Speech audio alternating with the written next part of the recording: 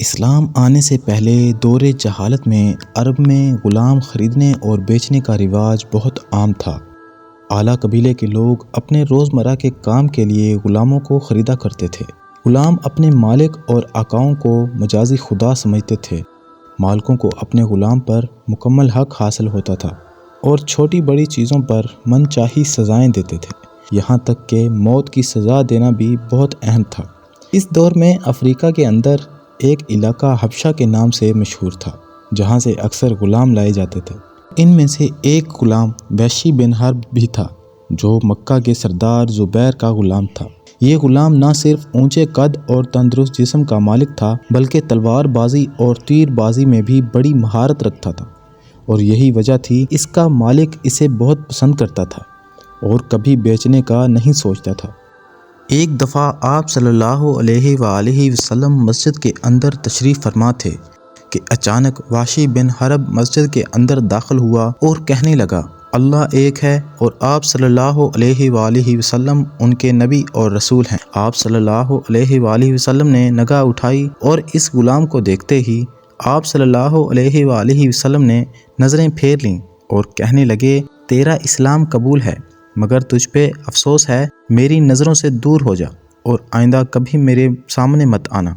آخر اس غلام نے ایسا کیا کام کیا تھا کہ اسلام قبول کرنے کے بعد بھی آپ صلی اللہ علیہ وآلہ وسلم نے سخت ناراضگی اور غم کا اظہار کیا؟ جب سرکار دو عالم صلی اللہ علیہ وآلہ وسلم کی نبوت شروع ہوئی تو کفار اور مشرکین نے مسلمانوں کو تنگ کرنا شروع کر دیا۔ اسلام کی بقا اور کفار کی شرارتوں کے نتیجے میں سن 2 ہجری میں مسلمانوں اور مشرکین کے درمیان پہلی بڑی جنگ لڑی گئی، جس کو غزوہ بدر کہتے ہیں۔ اس جنگ میں چند گنے چنے مسلمانوں نے قریش کے 1000 سپاہیوں کو دھول چٹا دی اور ان کو شکست دے کر ان کے غرور اور تکبر کو مٹی میں ملا دیا۔ اس جنگ میں قریش کے بڑے بڑے سردار مسلمانوں کے ہاتھوں قتل ہوئے، جن میں ابو جہل، عدوہ، شیبہ اور بنو امیہ کے بڑے بڑے سردار شامل تھے۔ ان سرداروں کو آپ صلی اللہ علیہ وآلہ وسلم کے چچا امام علی اور امیر حمزہ نے قتل کیا تھا۔ دور جہالت سے ہی مکہ میں بنو امیہ اور بنو ہاشم میں خاندانی دشمنی بڑی مشہور تھی۔ اس جنگ کے بعد نفرت کی آگ اور بھڑک گئی تھی۔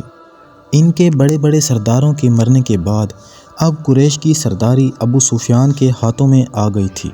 جیسا کہ غزوہ بدر میں مارے جانے والے ایک سردار ابو سفیان کی بیوی ہندہ کے باپ، بھائی اور چچا تھے، لہٰذا ہندہ اور ابو سفیان نے لوگوں میں بدلہ لینے کی آگ بھڑکانے کی کوشش کی اور لوگوں کو پھر سے نبی اکرم صلی اللہ علیہ وآلہ وسلم کے خلاف اٹھ کھڑے ہونے کی دعوت دی۔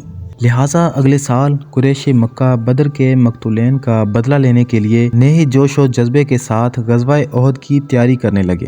اسی دوران وحشی ابن حرب کو بلا لیا گیا اور کہا گیا، کیا تم غلامی سے چھٹکارا چاہتے ہو؟ وحشی نے کہا، مجھے کون غلامی کی زنجیروں سے آزاد کرائے گا؟ اس سے کہا گیا کہ اگر تم محمد کے چچا حضرت حمزہ کو قتل کر دو تو ہم تمہیں آزاد کر دیں گے۔ وحشی نے کہا کہ مجھے منظور ہے، میرا نشانہ کبھی خطا نہیں جاتا۔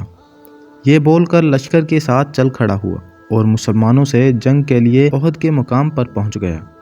ابو سفیان نے قریش کی ان عورتوں کو بھی ساتھ لے لیا جن کے رشتہ دار بدر میں قتل ہوئے تھے۔ ان عورتوں میں ابو سفیان کی بیوی ہندہ بھی تھی۔ آخر وہ وقت آ گیا اور میدان احد میں جنگ شروع ہو گئی۔ میدان میں حضرت حمزہ شیر کی طرح وار کر رہے تھے۔ وحشی چٹان کے پیچھے گھات لگائے بیٹھا تھا۔ حضرت حمزہ کفار کو کاٹ کر آگے بڑھ رہے تھے۔ ان سے مقابلہ کرنے اور ثابت قدم رہنے کی ہمت کوئی نہیں رکھتا تھا۔ جب حضرت حمزہ ایک مشرک سے مقابلہ کر رہے تھے تو وحشی نے موقع پا کر اچانک زوردار وار کیا اور اس کا نیزہ حضرت حمزہ کے پیٹ کو کاٹتے ہوئے اندر داخل ہو گیا۔ نیزہ ان کے جسم میں پیوست ہو گیا تھا۔ جب وحشی کو یہ یقین ہو گیا کہ وہ فوت ہو گئے ہیں تو وہ خیمے میں جا کر بیٹھ گیا۔ وحشی کو اس کے بعد لڑائی میں کوئی دلچسپی نہیں تھی، وہ تو بس اپنی آزادی کی خوشی منا رہا تھا۔ جنگ جاری رہی اور اب امیر حمزہ کی شہادت کے بعد مسلمانوں کے قدم ڈگمگانے لگے۔ مسلمان شہید ہوتے گئے اور اس وقت ہندہ عورتوں کو ساتھ لے کر مسلمانوں کی لاشوں کے پاس گئی۔ اور اس نے حضرت حمزہ کے پیٹ کو چیر دیا، آنکھیں نکال کر ان کی بالیاں بنا کر انہیں زیورات کی جگہ پہن لی۔ پھر اس نے حضرت حمزہ کے پیٹ کو چاک کیا اور ان کا کلیجہ نکال کر چبا گئی۔ جنگ کے ختم ہونے کے بعد جب آپ صلی اللہ علیہ وآلہ وسلم کو اس بات کی خبر ہوئی اور صحابہ سے پوچھا گیا، اس نے میرے چچا کے کلیجے کو کھا لیا تھا؟ لوگوں نے عرض کی کہ نہیں، اس نے اگل دیا تھا۔ آپ صلی اللہ علیہ وآلہ وسلم نے روتے ہوئے فرمایا، اے اللہ، حمزہ کے جسم کے کسی حصے کو بھی جہنم میں داخل ہونے نہ دینا۔ آپ صلی اللہ علیہ وآلہ وسلم حضرت حمزہ کے جسم مبارک کے پاس حاضر ہوئے اور اس قدر روئے کہ صحابہ اکرام کی آنکھیں بھی بھر آئیں۔ جب آپ صلی اللہ علیہ وآلہ وسلم مدینہ تشریف لائے اور مدینہ کی عورتوں کو اپنے اپنے عزیز کی شہادت پر روتے ہوئے دیکھا تو فرمایا، افسوس، حمزہ کے لیے رونے والا کوئی نہیں۔ جب کفار مکہ واپس لوٹے تو وعدے کے مطابق وحشی کو آزاد کر دیا گیا۔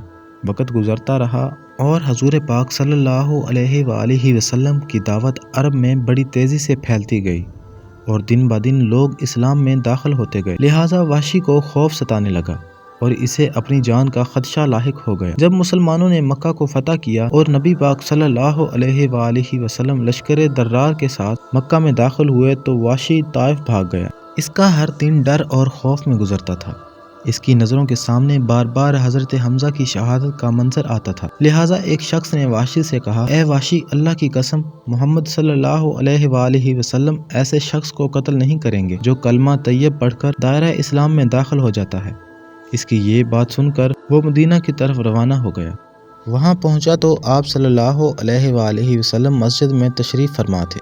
وحشی لوگوں سے چھپتے ہوئے مسجد میں داخل ہوا اور آپ صلی اللہ علیہ وآلہ وسلم کے سامنے کھڑے ہو کر بلند آواز میں کہا کہ میں شہادت دیتا ہوں اللہ ایک ہے اور محمد صلی اللہ علیہ وآلہ وسلم ان کے رسول ہیں۔ جب نبی پاک صلی اللہ علیہ وآلہ وسلم نے اس کی زبان سے کلمہ شہادت پڑھتے ہوئے سنا تو اپنی نگاہ اٹھا کر اس کی طرف دیکھا اور پھر نگاہ دوسری طرف پھیر لی اور فرمایا کہ کیا تم وحشی ہو؟ اس نے کہا، جی ہاں۔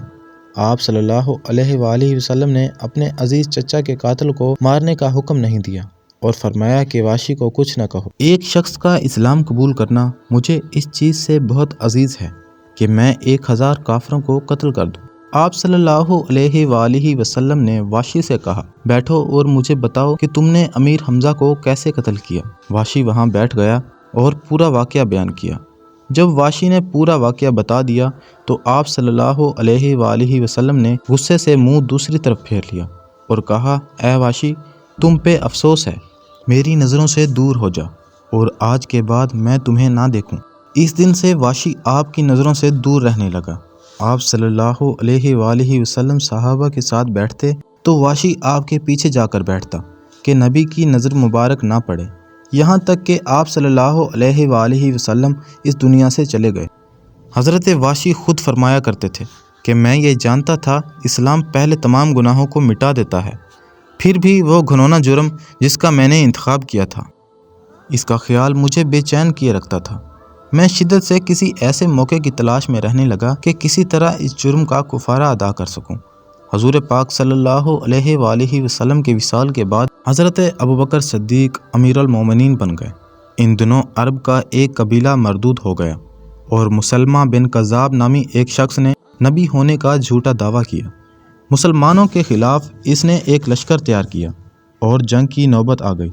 حضرت وحشی نے سوچا کہ یہی موقع ہے کہ میں مسلمانوں کی مدد کر کے اپنے پچھلے سارے گناہ دھو ڈالوں۔ انہوں نے اپنا وہی نیزہ اٹھایا جس سے حضرت امیر حمزہ کو شہید کیا تھا۔ حضرت وحشی اسلام کے لشکر کے ساتھ جنگ کے لیے چل پڑے۔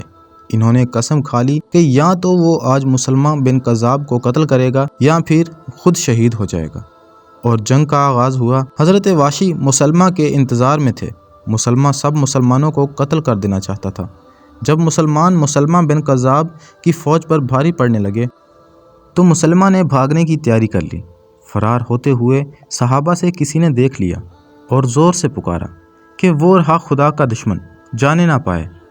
جب وحشی کی نظر اس کذاب پر پڑی تو نیزے کا ایسا شدید وار کیا کہ وہ اس کے بدن میں پیوست ہو گیا۔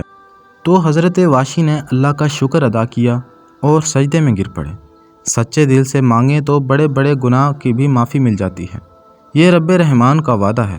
اللہ تعالی ہم سب کو قلب سلیم عطا فرمائے اور قرآن و حدیث پہ چلنے کی توفیق عطا فرمائے۔ آمین ثم آمین۔